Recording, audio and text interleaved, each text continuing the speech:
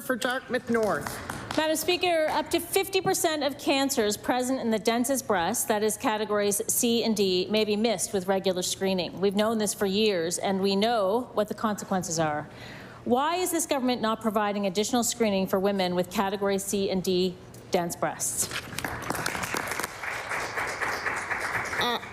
I recognize the Honourable Minister of Health and Wellness.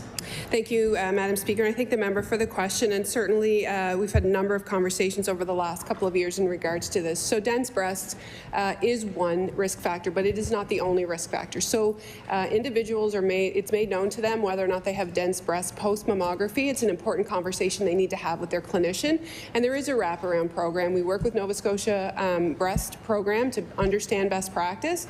So there is enhanced screening that can happen based on a conversation. Dense breasts is one risk factor, but it's not the only risk factor. And so I just would encourage folks that we are following best practice. We are one of only 2 provinces that has a high-risk breast screening program in the country, and we'll continue to work with the experts to understand any emerging evidence. Thank you. I recognize the Honourable Member for Dartmouth North. Madam Speaker, in 2019, Nova Scotia began to directly inform women of their breast density category, A, B, C, or D, after their screening mammogram. This lets women know whether they are at risk of having missed a cancer diagnosis, but it doesn't create a pathway for these women to access the screening. What the minister has just mentioned does not happen as a matter of course for most women. We've heard that from them time and time again. So most women who have dense breasts do not get the access to the screening that they need to detect their cancer early. So why is the government blocking women's access to essential life-saving screening?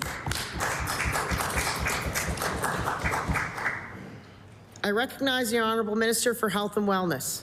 I actually think that's a terrible thing to say, that we are blocking women's access to care. We have invested a significant amount of money. Nova Scotia's breast cancer detection rate meets or exceeds national targets in all age groups. Nova Scotia exceeds the national target of less than 70% of breast cancers that have not spread. Density distribution in Nova Scotia for all ages being screened is 27%. We are working so hard to improve women's health. We are not holding back a resource. We're working with the Nova Scotia Breast Screening Program.